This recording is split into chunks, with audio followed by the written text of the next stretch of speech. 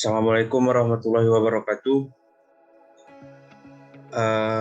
Perkenalkan kami dari kelompok 5 dengan saya Muhammad Hanifan Akbar dan ada beberapa teman-teman lainnya dari kelompok 5 yaitu Muhammad Faiz Azmi, Jun Laura, DM Ilham Mirzan, dan Patrialis Akbar. Di sini saya sebagai perwakilan kelompok akan menjelaskan beberapa dari standar audit. Yang pertama ada standar audit 580 representasi tertulis. Definisi dari standar audit 580 ini adalah suatu pernyataan tertulis yang diberikan oleh manajemen kepada auditor untuk mengkonfirmasi mengenai hal-hal tertentu atau untuk mendukung bukti audit lain. Kemudian ada tujuan.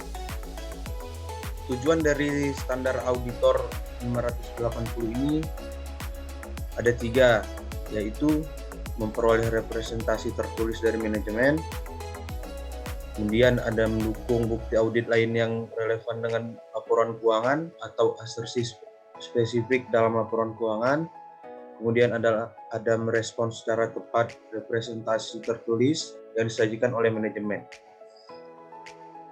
Kemudian ada pun ruang lingkup dari standar audit ini berkaitan dengan tanggung jawab auditor untuk memperoleh representasi tertulis dari manajemen.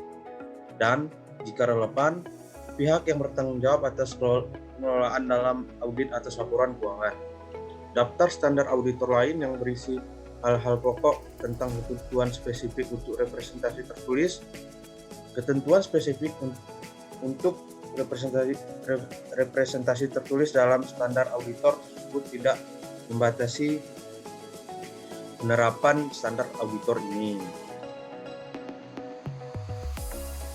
Kemudian ketentuan dari standar auditor 580. Yang pertama, manajemen yang diminta untuk memberikan representasi tertulis. Yang kedua, representasi tertulis tentang tanggung jawab manajemen. Yang ketiga, representasi tertulis lainnya. Yang keempat, tanggal dan periode yang dicakup oleh representasi tertulis. Yang kelima, bentuk representasi tertulis. Kemudian ada standar audit 600, yaitu pertimbangan khusus audit atas laporan keuangan grup, termasuk pekerjaan auditor komponen. Di dalam suatu entitas grup, di sini standar auditor 600 memiliki beberapa definisi yang harus kita ketahui. Yang pertama itu adalah komponen. Komponen merupakan suatu entitas atau aktivitas bisnis yang untuk itu manajemen grup atau komponen menyusun informasi keuangan yang harus disajikan dalam laporan keuangan grup. Selanjutnya ada definisi dari auditor komponen. Seorang auditor berdasarkan permintaan tim perikatan grup melaksanakan pekerjaan atas informasi keuangan yang berkaitan dengan suatu komponen untuk tujuan audit grup. Kemudian selanjutnya ada audit grup. Audit grup adalah audit atas laporan keuangan grup. Kemudian grup definisinya adalah semua komponen yang informasi keuangannya dimasukkan ke dalam laporan keuangan grup. Suatu grup selalu memiliki lebih dari satu komponen. Kemudian ada definisi dari opini audit grup. Opini audit atas laporan keuangan grup. Kemudian ada definisi dari rekan perikatan grup. Rekan perikatan grup adalah rekan atau personel lain dalam firm yang bertanggung jawab atas perikatan audit grup dan pelaksanaannya. Selanjutnya ada manajemen komponen, yang mana manajemen komponen ini adalah manajemen yang bertanggung jawab atas penyusunan informasi keuangan suatu komponen. Selanjutnya adalah materialitas komponen.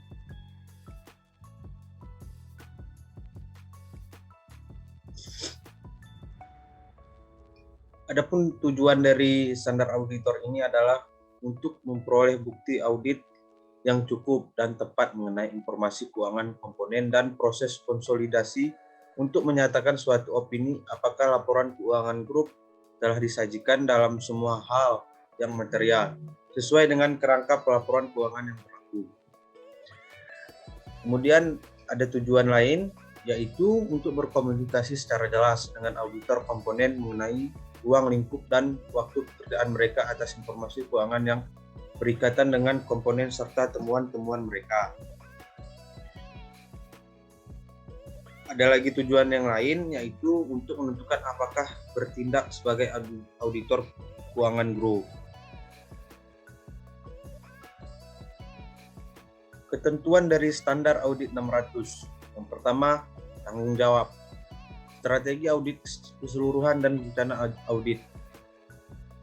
Bisa dimisalkan seperti rekan audit yang lain sedang melakukan audit atas laporan keuangan di suatu anak perusahaan, atau lebih mudah kita cerna, rekan audit tersebut tidak berada di suatu tempat dengan kita. Kemudian ada pemahaman atas grup, komponen, dan lingkungannya. Kemudian ada pemahaman auditor komponen, ada materialitas, dan respon terhadap risiko.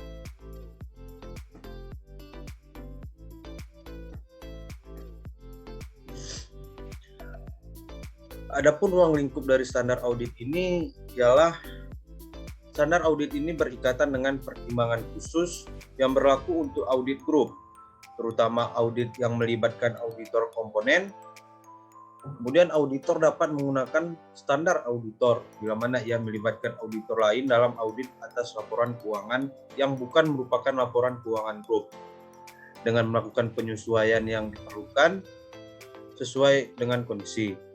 Sebagai contoh, auditor dapat melibatkan auditor lain untuk mengobservasi perhitungan persediaan fisik atau menginspeksi aset tetap di lokasi yang jauh, seperti yang sudah saya terangkan di slide sebelumnya. Kemudian ada standar audit 610, penggunaan pekerjaan auditor internal. Adapun definisinya, yaitu suatu aktivitas penilaian yang ditetapkan atau disediakan sebagai suatu jasa bagi entitas. Fungsi audit internal ialah mencakup antara lain pemeriksaan, pengevaluasian, dan pemantauan kecukupan dan keefektivitasan pengendalian internal.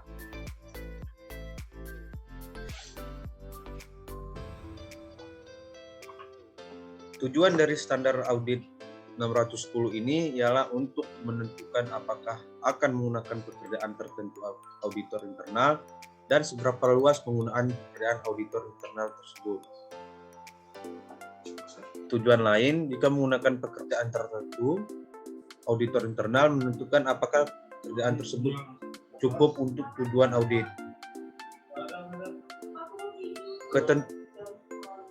Ketentuannya adalah standar auditor, penentuan apakah akan menggunakan pekerjaan auditor internal dan seberapa luas penggunaan pekerjaan auditor internal tersebut.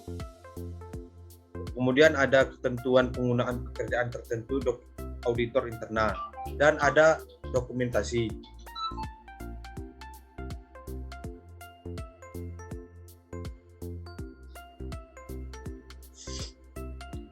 Ruang lingkup standar auditor 610 ini mengatur tanggung jawab auditor eksternal dalam hubungannya dengan pekerjaan auditor internal. Ketika auditor eksternal telah menentukan berdasarkan standar auditor 315 bahwa fungsi audit internal kemungkinan relevan dengan audit. Standar auditor ini tidak mengatur hal-hal berikatan dengan kondisi ketika auditor internal secara individual menyediakan bantuan langsung kepada auditor eksternal dalam pelaksanaan prosedur audit. Kemudian ada standar audit 620, yaitu penggunaan pekerjaan pakar auditor.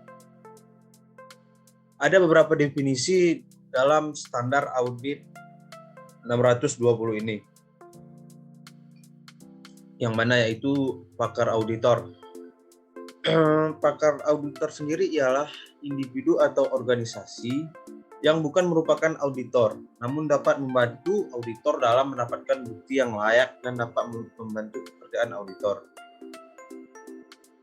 Kemudian yang berkaitan dengan standar auditor 620 ini ialah keahlian, yaitu suatu keterampilan, mau suatu keterampilan yang ada di dalam bidang pengetahuan maupun berpengalaman di berbagai bidang. Selanjutnya ada pakar manajemen. Pakar manajemen itu sendiri memiliki arti suatu individu atau organisasi yang memiliki keahlian di luar akuntansi dan auditing, namun pekerjaannya dapat membantu entitas dalam penyusunan laporan keuangan. Ruang lingkup dari standar auditor 620 ini berhubungan dengan tanggung jawab auditor atas pekerjaan individu atau organisasi di bidang keahlian selain akuntansi dan audit.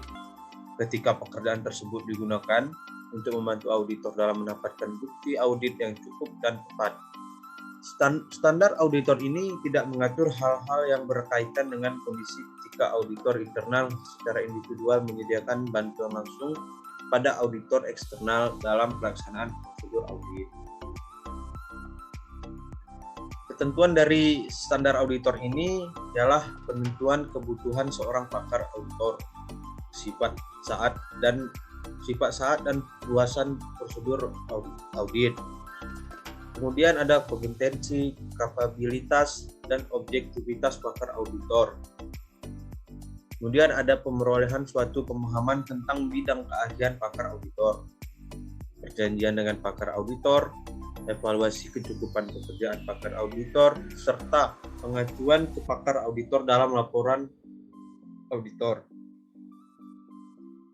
Selanjutnya ada standar audit 700, yaitu perumusan suatu opini dan pelaporan atas laporan keuangan. Adapun definisinya ialah pengajuan pada laporan keuangan berarti suatu laporan keuangan bertujuan umum yang lengkap termasuk catatan atas laporan keuangan terkait. Catatan atas laporan keuangan terkait pada umumnya meliputi suatu ikhtisar kebijakan akuntansi signifikan dan informasi penjelasan lainnya. Ketentuan kerangka laporan keuangan yang berlaku menentukan bentuk dan isi laporan keuangan dan apa yang merupakan suatu laporan keuangan itu lengkap atau tidak. Tujuan dari standar audit 700 ini yaitu untuk merumuskan suatu opini atas laporan keuangan berdasarkan suatu evaluasi atas kesimpulan yang ditarik dari bukti audit yang diperoleh dan untuk menyatakan suatu opini secara jelas melalui suatu opini tertulis yang juga menjelaskan basis untuk opini tersebut. Ketentuan dari standar audit 700 ini ialah rumusan suatu opini atas laporan keuangan. Bentuk opini, laporan auditor independen, serta informasi tambahan yang disajikan bersamaan dengan laporan keuangan. Ruang lingkup standar audit 700 ini mengatur tanggung jawab auditor dalam merumuskan suatu opini atas laporan keuangan dan mengatur bentuk dan isi laporan auditor yang diterbitkan sebagai hasil suatu audit atas laporan keuangan. Kemudian yang terakhir, standar audit 705, yaitu modifikasi terhadap opini dalam laporan auditor independen. Definisi dari standar audit 705 ini yaitu suatu istilah yang digunakan dalam konteks kesalahan penyajian untuk menggambarkan dampak kesalahan penyajian terhadap laporan keuangan atau kemungkinan dampak kesalahan penyajian terhadap laporan keuangan jika ada yang tidak dapat terdeteksi karena ketidakmampuan untuk memperoleh bukti audit yang cukup dan tepat.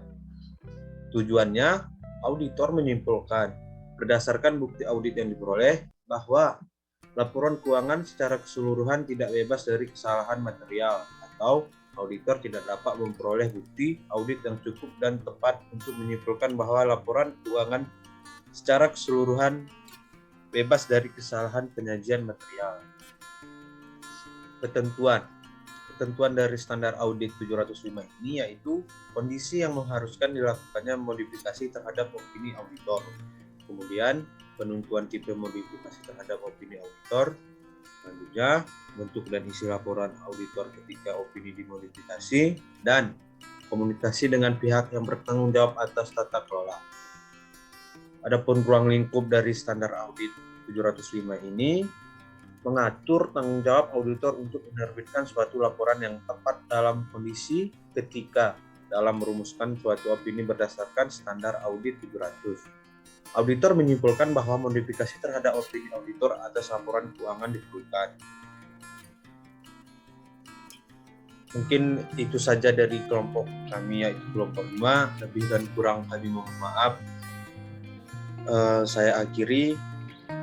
Wabillahi taufiq wal hidayah. Assalamualaikum warahmatullahi wabarakatuh.